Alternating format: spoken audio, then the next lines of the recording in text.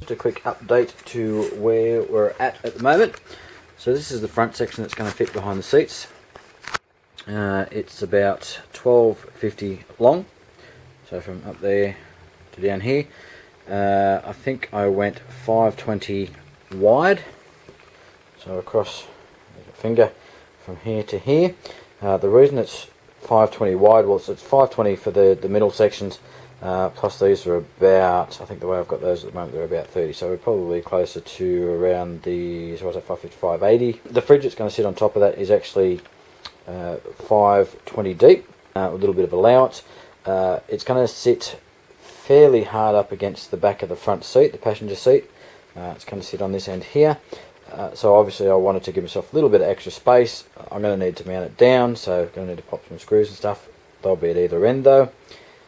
And because obviously I want to be able to move the fridge a little bit forward, say the back seat, the back of the front seat is here. I need to be able to move the fridge a little bit forward because the vents and stuff on the back, so it's got plenty of ventilation. Down here, this is going to be the brace for the deep cycle battery. Once I've actually fitted the deep cycle battery in here. It fits sort of along this way, so that stops any sort of sideways movement. I'll obviously need to put another small brace in here. Battery will probably sit up closest to the driver's seat, up the top there. And I'll put another small brace across here so it fits in nicely. And then obviously we'll worry about tying that down as well. Maybe just a couple of eye bolts or something in here and strap down. There's the dog coming for a bit of help. Now a few things that I learnt along the way. Just building this. Now this is probably my first woodworking project. The same as lots of people, I guess, when they're doing, decided to convert their van or whatever into a camper.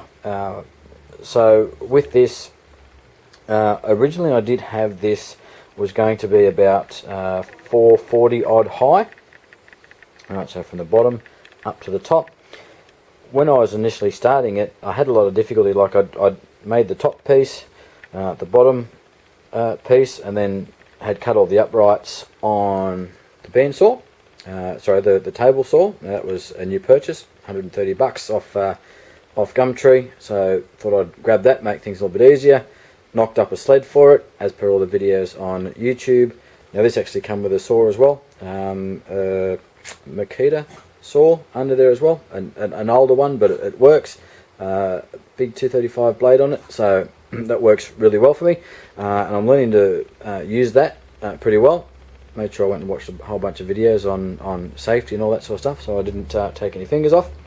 Anyway, I found it pretty straightforward, definitely with the table saw, and once I'd made up the sled, obviously you can use the rails, the fences as they call them, to get your lengths all the same, but I found with the sled, getting everything to length was absolutely, walk in the park, piece of cake. So if you're looking and tackling anything like this, I can definitely recommend a table saw. I did look at just buying a circular saw, but being that I don't have any experience in this, I thought I'd use all the help I could get. For 130 bucks I got the saw and the bench, and the saw can obviously come out. So that made it real easy for all these lengths to get those all accurate. I made these at 430, these uprights here at 430, and then obviously plus the additional of the other two, so it come out around 450 thereabouts, probably a little bit higher. But the space I've got in the van, when I went out and dry fitted, I'd made up the box and took it out and dropped it into the van just to have a look for size. I realised it was way too high for a couple of reasons, and we'll get around to that when we have a look at the van, but it was going to set it too high at the sides of the van. Along the van, when the seats were affixed to it, there's some cup holders and stuff and some storage space, so I didn't want to lose that. With this being too high, that was going to cover that up. And once I'd sat the fridge on top of this, which is another, 400 or 500 high or something, I wasn't left with much space between that and the roof. So I was going to have to stand up in the van, get up and lift the lid and peer in the lid without it being fully open. So I dropped these down to 250. The reason that I went with the 430 was I've got a whole bunch of these sort of boxes, like this one here. This one's just a planer, and I think that was around 370 high or so, and the idea was to be able to slide that in under here, and you can actually see the other box. You know, these are super cheap boxes, they're on rollers. You can get about 3 of those for about 25 bucks, give or take. So the idea was to be able to keep all my camping gear in those and just simply slide it under here and use that as storage. But well, actually not under this section here, this is going to be behind the seats, but the part that's actually going to be the bed, I want to be able to slide those under there, but that's not going to work obviously, because I've had to drop it, and you can see that's not going to fit under there anymore. So I'm pretty much just going to box a couple of sections off, put the hinging lid on top. I was originally going to go with the slatted base on top of the bed, still have it hinge. Going to do a single down one side and have it slatted so I could expand it out and convert it into a double when I wanted to. But at this point, just for, I guess, proof of concept and just to get the job done, because I want to get stuck in, use it, set it up, you know, and get into it.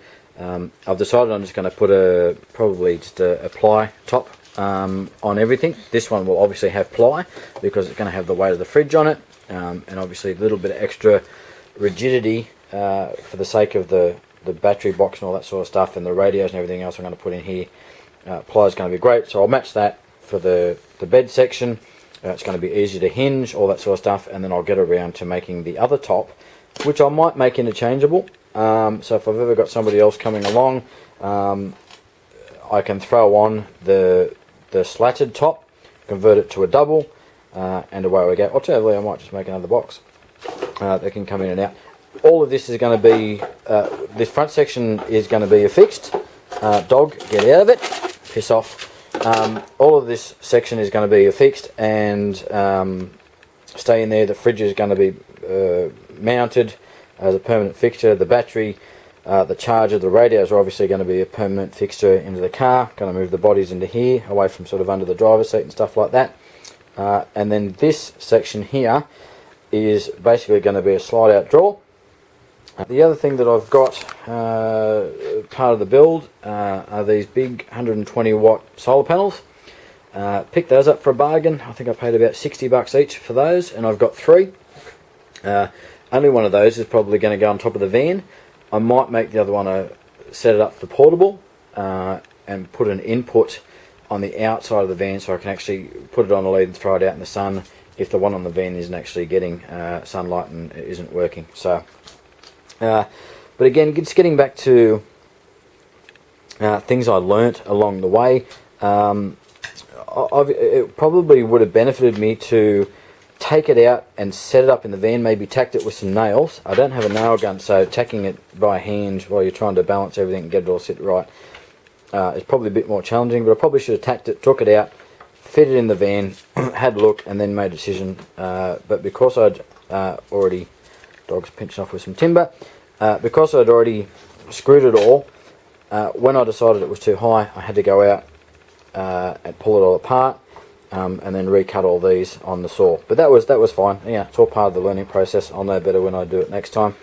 The timber that I'm using here is it's 35 mil by 42. So what's that? A bit over 1.5 inches, 1.5 inches or something like that. If I was just doing just a single frame piece without this extra bracing, this probably still wouldn't have been rigid enough. Obviously, I've kind of figured that out along the way. I've put some extra bracing. These pieces were put in when I had this at 430 high, so that's why you'll see there's gaps there. They weren't actually cut to fit there, so they were just pieces I had offcuts that I thought I'd use. The extra bracing, because what I found was I was trying to screw this piece down into this section here, and then if I wanted to drill another screw through here, it didn't give me a lot of room. There's not a lot of width in this timber, so I either had to move over sort of to this side or to this side, and with this timber being fairly narrow, you know, in relation to a screw or something like that, if I was to offset the screw, it would risk splitting this, and I wasn't getting a good join. So that's why I went around here, popped in a couple of extra pieces to brace and then went in through the bottom, and that's why you'll see these smaller pieces at the top here as well, just for extra bracing to give that extra strength. And then obviously once I'd done that, and then went and put these uprights in, and there's cross pieces down the bottom here for the battery, which I have another couple to go in. I'll probably put those across the top here so that battery compartment can be sealed and be on its own. You know, every bit of timber you add in adds to rigidity and strength, so keeping in mind that this is going to have to hold a fridge, and the fridge is going to be loaded, not always, but going to be loaded for camping and stuff like that. The weight of the battery is going to be sitting on the floor, so I'm probably not going to put a bottom in this. It's going to aid me obviously for access and stuff later on, and for the fact that when I want to brace this, I'm going to brace it to the rear seats, the mounting holes of the rear seats, I think, at this point. Now I went with these 65 mils, being that the widest part of the timber was 42, so that gives me sort of, you know, 20 odd mil over. In retrospect, I probably would have went for something longer, maybe even a 75 or something, to get real, you know, a lot of depth in here, and still not be passing through my joints or my braces. And obviously, and the other tip is, buy more than you need, than you think you're going to need, because you'll probably end up using them anyway. This is a 50 pack, and I thought, you know, that was going to do me for, you know, probably this and a good portion of the side section, but ultimately I've nearly, I think I've got maybe half a dozen left there, so I've used well over 40 screws just in this section alone, and I've still got a couple of cross pieces to go. Alright, thanks for stopping by, and we'll talk to you soon on the next one.